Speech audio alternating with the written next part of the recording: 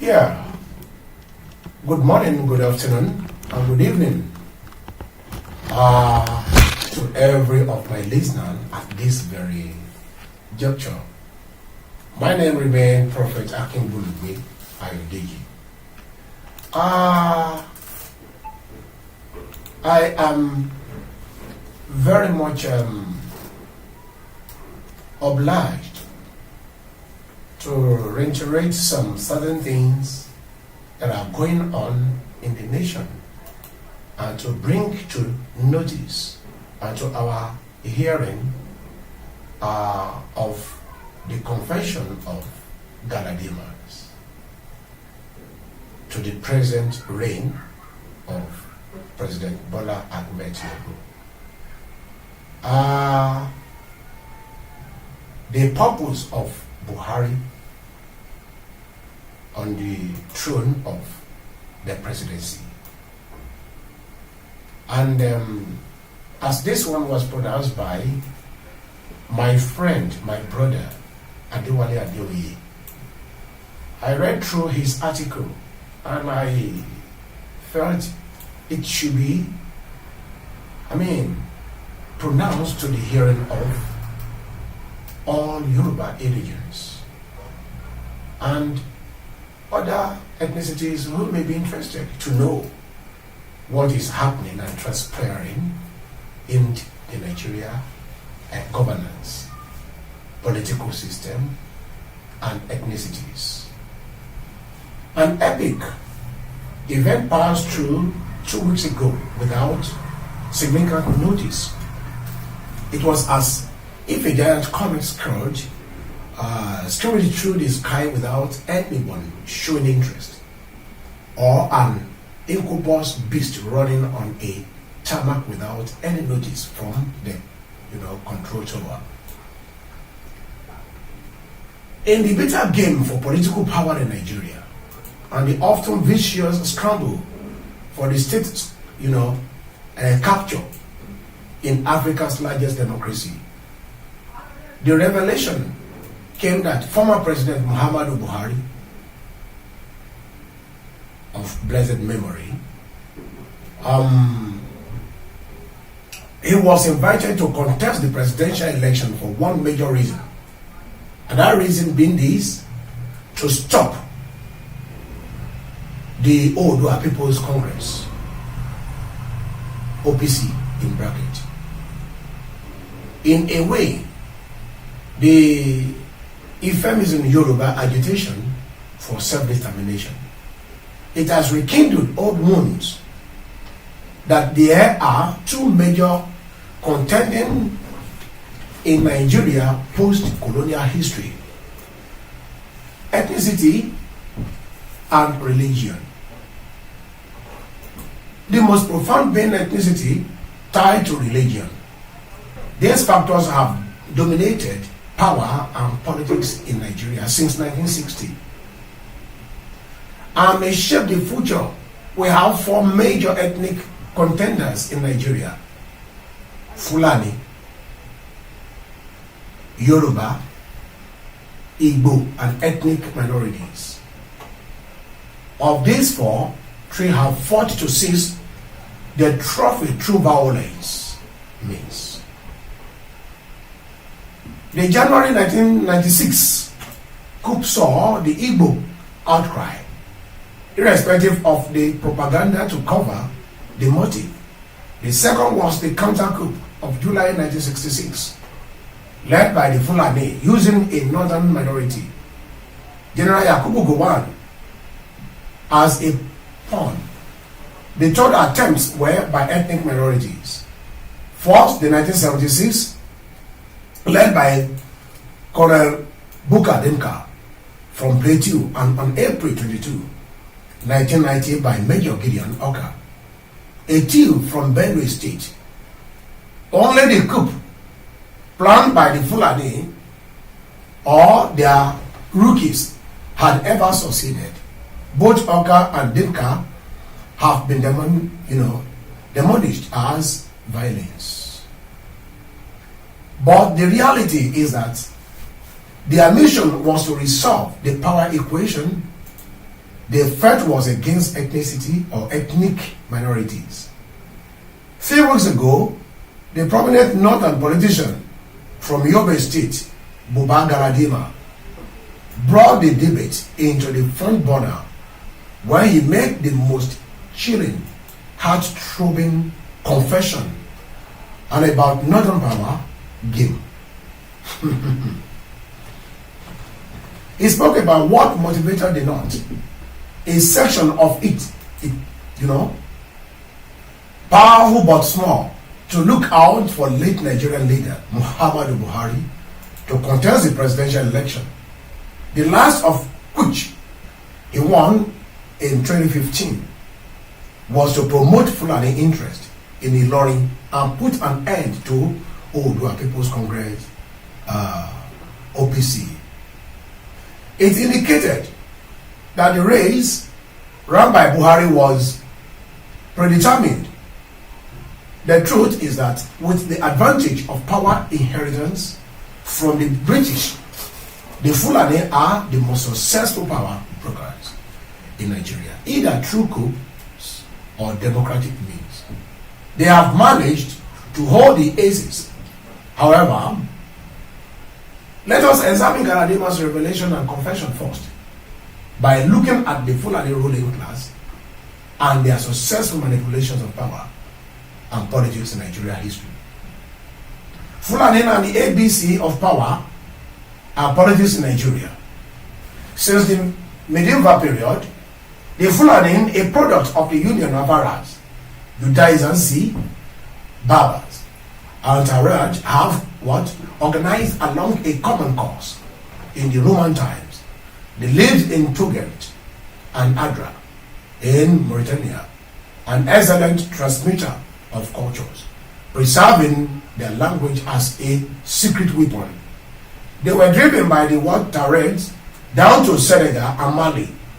Their mention once came in the book Al-Bakri, described as an indigenous white race allied to the surrounding populations. Sonny Ali once raided and sold them to slavery. One of the first Fulani states ever to be established was led by Afar Ba, whose son Karamoko Ibrahim took over after his father had killed a Mandingo king during a festival and then occupied the territory. Karamoko declared himself the Al-Aimani and then divided the state into 9 provinces around 11th century. The Fulani formed 3 groups, one to the east, the other to the Masina, Timbuktu, Jori, Upper Volta, Niger Republic, present-day Nigeria, Cameroon, even Saudi Arabia and Chad. One of their leaders, traveling, moved with 400 horsemen and went to Kone in Niger Republic, while Musa Jakolo's grandchild, Saadu, led some from Kone to Goba in Sokoto. They came with cattle, camels, and many books. Among these groups was Usman Danfodio, known for his esteem and reverence for his piety and learning. It was this group that left the greatest impact in Nigeria, having taken over Hausa territories and some parts of Yoruba indigenous land. Galadima's confession and revelation has told us again what we should have known, that the Fulani's uprising led by Usman Danfodio today continues to have great impact on Nigeria and Nigerians and Nigerian political economy, including all elections since the 1950s. The intelligence and prowess of the Fulani ruling class should not be in doubt. So also is their prowess to organize beyond the capacity of their numerical strength. Though found in more than 10 countries, the Fulani have no country of their own, even with their population of some 20 million people across Africa. Please listen to me. This is very, very cogent. As it is of there in Nigeria, is the last hope that must never be allowed to slip away. Perhaps, by all means necessary, it is the only country they can own and control.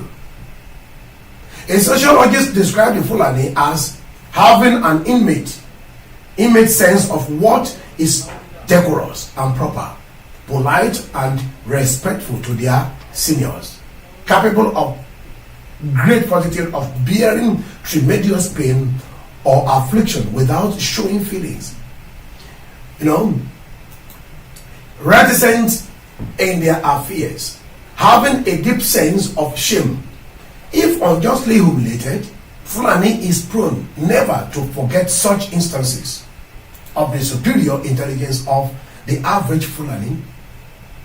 There can be no doubt, but their character in general will appear to retard their advancement. Let us examine the 8 years of Buhari in the context of this debate. In this logic, the building of railway from Nigeria to Niger Republic should be appreciated, never in the national interest. Buhari, democracy and ethnic policies and politics. On the question of power and politics in Nigeria, for me, Galadima's revelation and confession was the biggest story since 1999. He made what himself described as revelation, but to us is a confession on national TV while speaking on the death of the former president. Galadima repeated the same in an interview with Vanguard newspaper. He said himself, Alhaji Wadanas, Professor Yadudu, Basha, Alhatu, Alhaji Yaya Sule, Hammer, and 34 others recruits. They recruited Buhari into politics. On the mission, he said around 1999 and 2000, the Odua People's Congress, OPC, was on rampage, especially in the South. I want all the Yoruba people to listen to this. They said the OPC were on rampage, especially in the Southwest, and that the inconvenient people from the North, to the extent that they mobilized over 500 vehicles to invade Ilorin in Kwara State, with the sole aim of uprooting what they call Fulani in Ilorin. Hear him. We felt former President Olusegun Obasanjo was doing nothing, and President Bola Tinubu, who was the former governor of Lagos State, did nothing. We felt that was too much. So some of us felt those people were being encouraged by their leaders in authority. So how do we stop that? I called a meeting in Kaduna, and we discussed how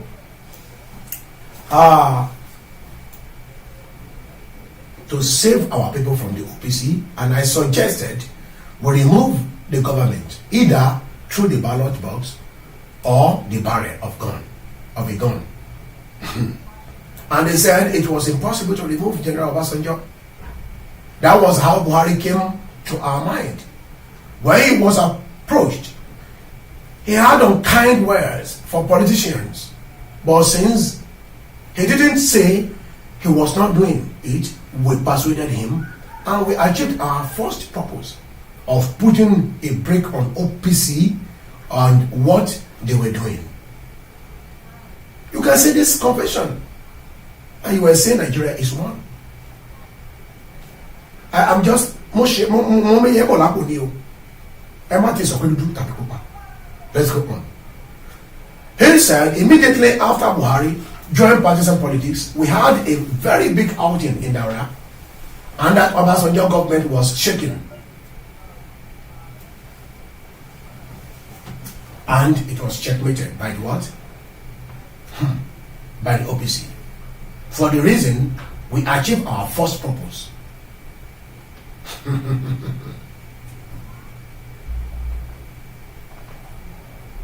The purpose of bringing General Buhari into politics. They fulfill and they achieve the first purpose. Now let's move further. There are important issues tied to this revelation and this confession, so to say. It shows that the ruling class in the North is organized. Is organized a tiny clique that mischievously claims it represents 19 states of the North. They hold strategic meetings to determine who leads the country, bearing in mind their own interest. It was also an indication that the main reason Buhari was presented was not for you and I, but nothing to do with the fight against corruption or insecurity in the nation and national interest, but to stop the OPC and also protect the Fulani dynasty. The OPC is the classical sin and says sums up the over 50 self-determination group in the Southwest. It also demonstrated that within party formation in Nigeria, including the APC, under Buhari, there is always a small gang that presses the button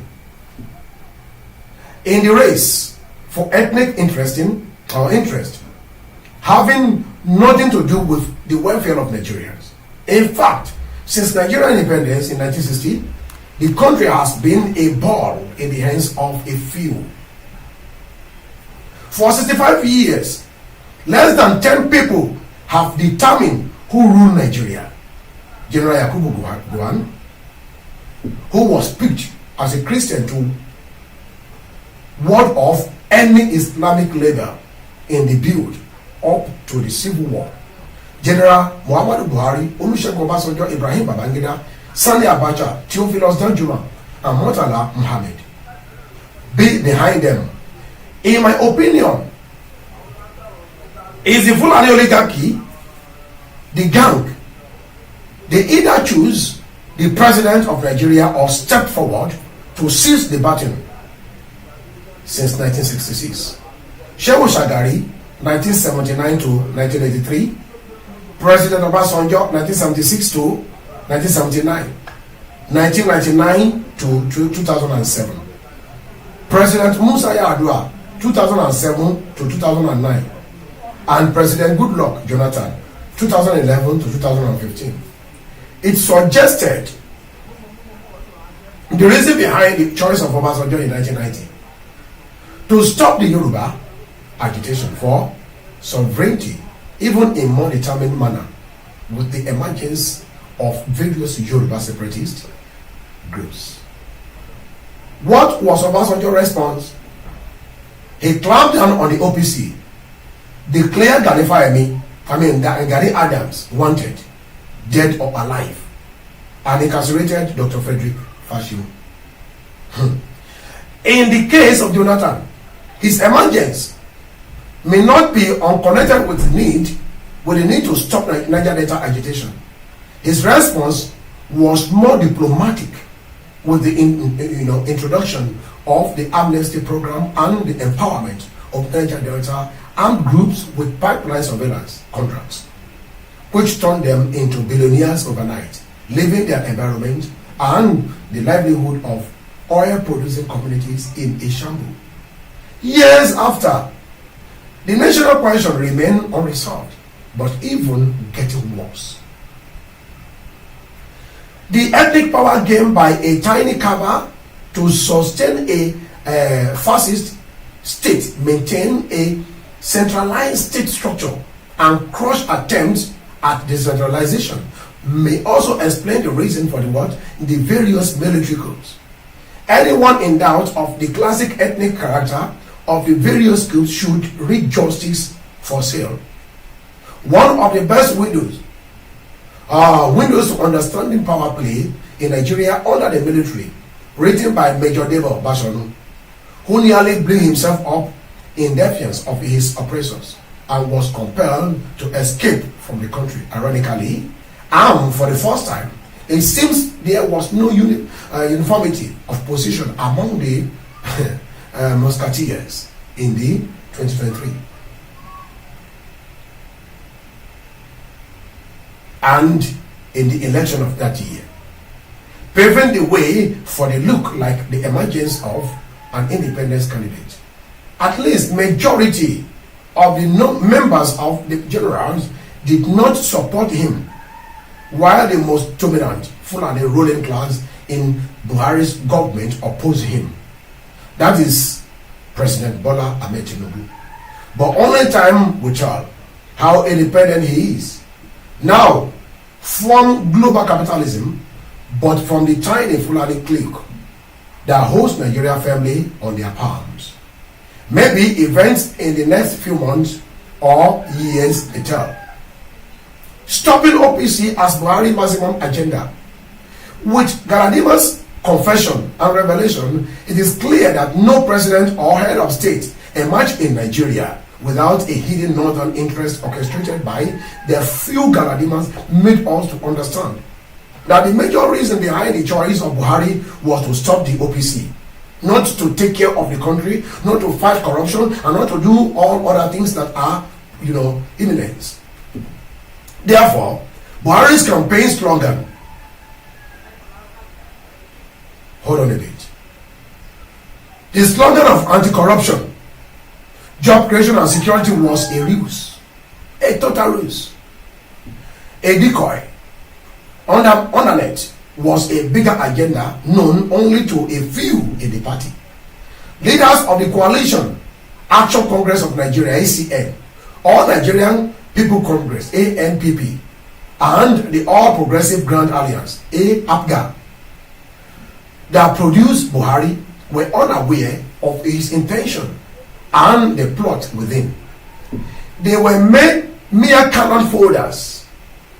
The revelation was a classic proof that conflicting interests often dominate intra-class struggle for power and dominance among the Nigerian elite.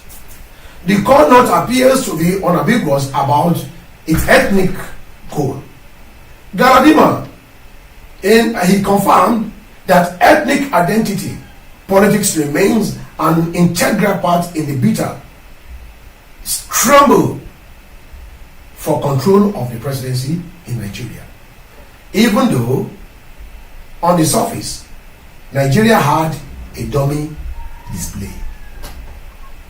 Galadima's exposition suggests that the choice of former President Olusegun Obasanjo in 1999 was not unconnected with the need to have someone rapidly opposed to the mainstream age-long political agenda of the Yoruba people who for decades have clamored for a decentralized political system.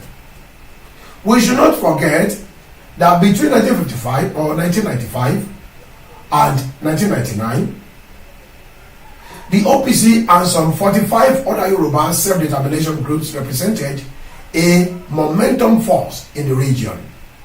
The campaign for Yoruba suffering took a dangerous turn when the OPC invaded the Nigerian Port Authority, NPA Lagos, with the aim of seizing the port at gunpoint. Earlier, Professor Adesegun Banjo had attempted to bring some 4,000 weapons to Nigeria before his arrest in Benin Republic. While security concern about OPC should have been viewed from the broad spectrum of the national question, from Galadima's own confession, the northern ruling class merely saw it as a threat to Fulani hegemony. The group did not look for who would unite Nigeria, heal wounds, and bring hope to the despairing population. but was rather looking for someone that would defend Fulani dominion.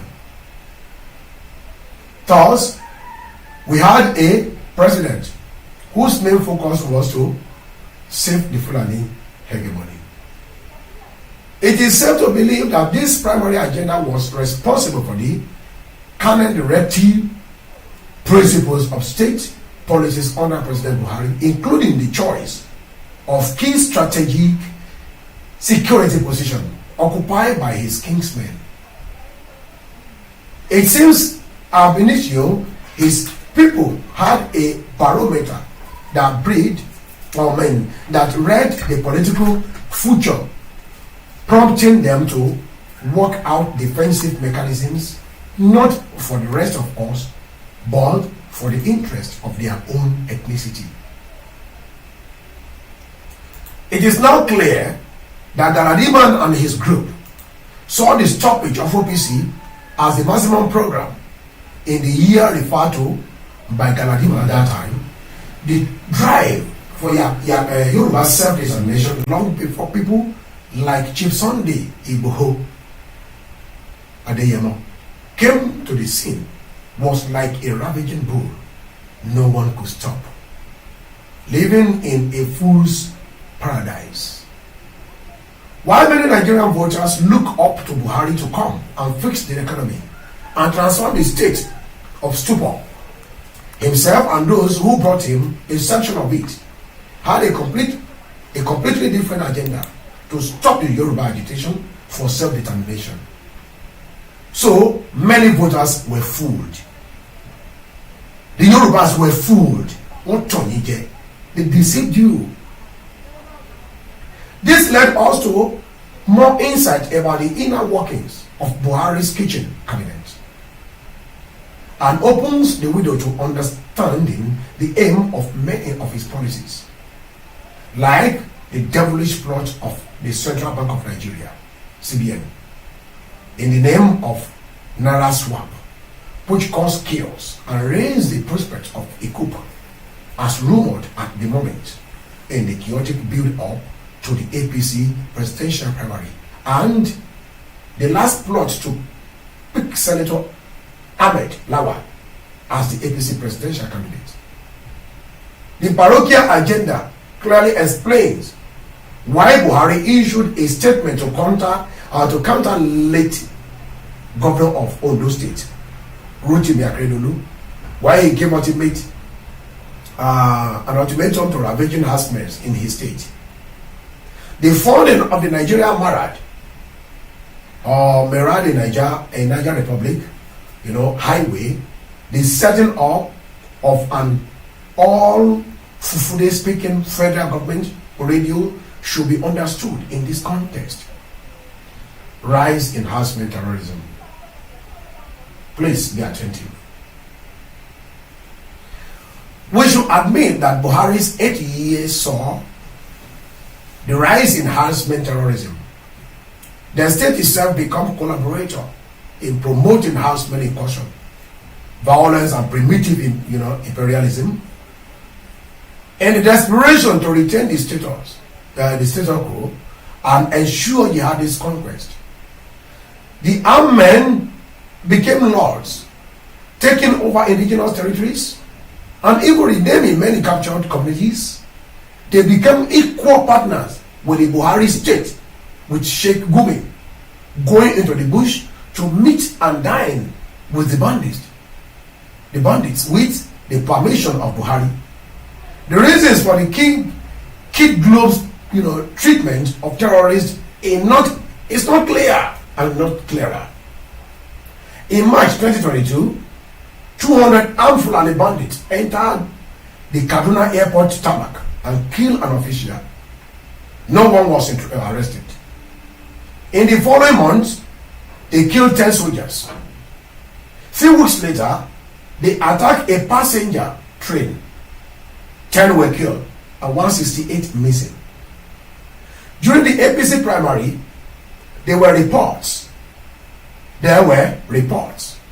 that this same clique called for an emergency security meeting aimed at stopping the presidency and the presidential primary. after it emerged that Tinubu was coasting to victory.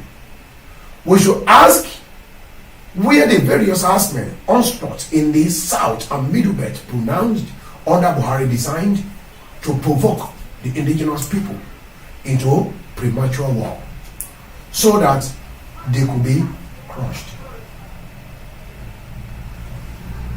Were the attacks on farmlands not planned to sustain a regime of starvation, employed as a weapon of pre-planned war against indigenous communities? It is hard to dismiss the fact that the invasion of thousands of armed herdsmen from foreign countries to Nigeria was, well planned and an extension of the same reason Buhari was invited to rule the country. Buhari achieved one major aim: the subtle creation of thousands of armed non-state herdsmen, which have now become useful pawns, scare dogs in the ability to harass other regions to either submit to them or be flushed out of their motherland. Coupled with Boko Haram and the armed herdsmen, Nigeria is at their mercy recently. The Chief of Defense Staff General Christopher Musa said the country harbors 40% of the 500 million illegal small arms and light weapons circulating in West Africa. That means Nigeria is home to some 200 million illegal weapons, one to every citizen, perhaps 10 bullets per every Nigerian. The CDS only echoed what the director, United Nations region, or the Regional Center for Peace and Disarmament in Africa, on REC, in bracket, Olatokunbo Ige, said in August 2016. At the National Consultation on Physical Security and Stockpile Management, PSSM, held in Abuja. However, having lost power within the APC in 2023, in their failure to produce a successor, there appears the need to continue with the Buhari agenda of stopping the OPC. This should explain the exit of Malam Nuhu El-Rufai, Abubakar Malami from the APC, the realignment with Atiku Abubakar, and the current realignment of political interest in the name of National Coalition of Opposition Groups led by the same people who either rooted for Buhari in their first place or sought to replace him with the same temple in their hands. From presidents, it is now clear that many people in the new coalition, African Democratic Congress, ADC, are oblivious of the expected hidden agenda of the same forces that brought Buhari to power. Please keep listening to me. Two visions in one presidency. Interestingly, Buhari had a vice president, Professor Yemi Osinbajo, in a political party which goals and aspirations, as Galadima exposed, differ and conflicts with each other. We can all see that both Buhari and Osinbajo had different agenda. One was clear about his ambition. The other, even though more educated, was fooled. So was the region he represented. It was also another indication that an ethnic caucus existed in Buhari's government that had designed the tactics and strategies to ensure the grand mission was accomplished for the 8 years that Buhari had sway. This was the reason why Buhari's obvious ill health was not a strong factor, since the inner caucus of one ethnic stock was very agile. Nigerians should thank Galadima for his confession and revelation. He has told us again that Nigeria is a poison territory soaked with ethnic rivalry. Once closed, now open in our very eyes. It comes to the point that Nigeria is not one country, but many countries, violently lumped together with far-reaching consequences her subject. Unfortunately, the political leaders are not ready to address the issue in a honest and dispassionate manner. It will mean sitting together to address the fears of all ethnic groups, including that of the Fulani, before it is too late. The late Chief Obafemi Awolowo saw this clearly more than any of his contemporaries. But his views were repressed. He was called a tribalist in his time. The 27 years of military rule had the illusion that unity could be enforced by decrees. It didn't work. Nigerian leaders persist in pushing aside critical issues of the national question. It is this neglect that led to the Nigerian Civil War, led to coup and counter-coups, and produced the current armed groups in the north and in the south. Today, the north and south are saturated with illicit weapons. Hausa armed groups rise against Fulani, while the middle belt is in a furnace. Benue alone has some 2 million people in IDP camps, representing about 30% of the entire population. But Nigeria lawmakers roll on their chair with glee. They fail to realize that there is little time left for Nigeria, a highly inflammable country that faces internal combustion unless the nationality question is resolved. No amount of reforms we do except the pillars of the house are rebuilt.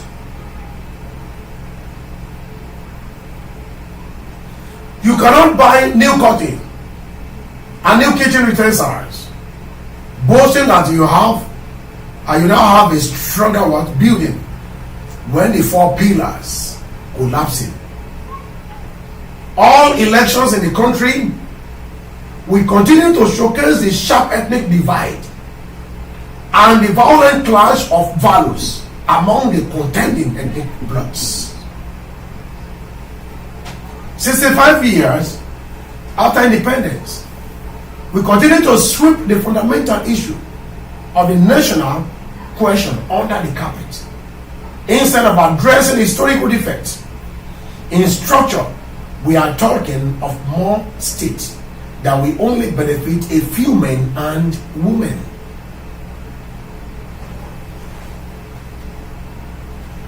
Those expected to make laws think more of their fat salary amidst growing mystery and unprecedented poverty across the land. But they don't want to speak the truth. They prefer lies that suit them. They don't want us to talk. But we will talk to the hearing of every one born on the land. More 10 states means more governors and more lawmakers. Every new state thinks first of Governor's Lodge, House of Assembly, and State Secretariat. None has ever taken hospitals and schools as a priority. The defective structure continues to force Nigerians to seek freedom, even in the war-torn countries, which many prefer to their places of birth. Instead of rising up to the occasion and address it, a particular bloc thinks the best strategy is to line up behind a presidential candidate that can defend and protect its own narrow interests without addressing the fears of others. But for how long will a house without foundation sustain its beautiful gardens and pretty nice upholsteries? When will Nigeria stop building a house for the rooftop? There are many more questions which many have to answer as far as Nigerian politics, life, ethnicity, living are concerned. Today we saw all these things as damages to human life, especially the indigenous ones. Those who were born in Nigeria. There is no way we can prove it.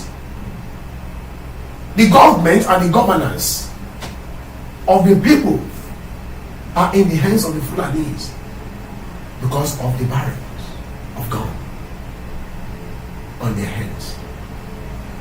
I believe the question has to be what? To be answered by all. Living together is a chaotic situation. We are not one. Not one language. Not one ethnicity. Not one belief. And we say we are together. When one ethnic group comes in, they do it to suit themselves, leaving others astray. How long shall we continue to do this? There are many more questions we need to ask ourselves and answer as well.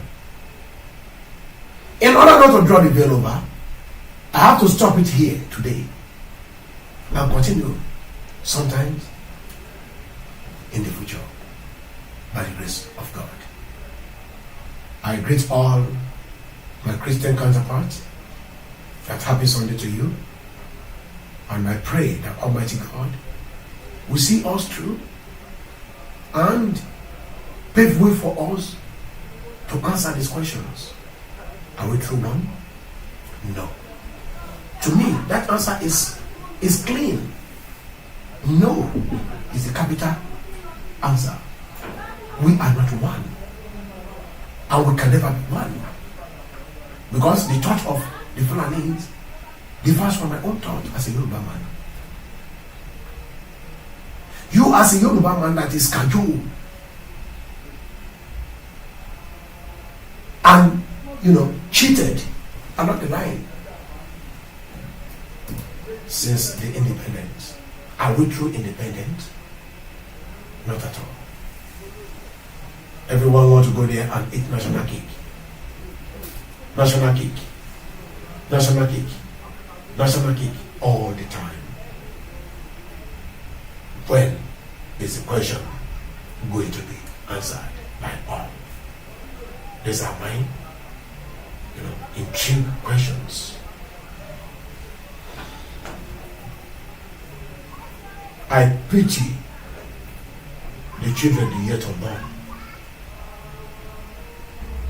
If it will continue in this form. My people, mo fẹ́ àgbáyé ètò yìí síbi tó dé yìí. Nígbà tá a tún mú mi wà lọ́la, mo gbàdúrà fún yín, àánú Olódùmarè yóò máa bá yín lọ.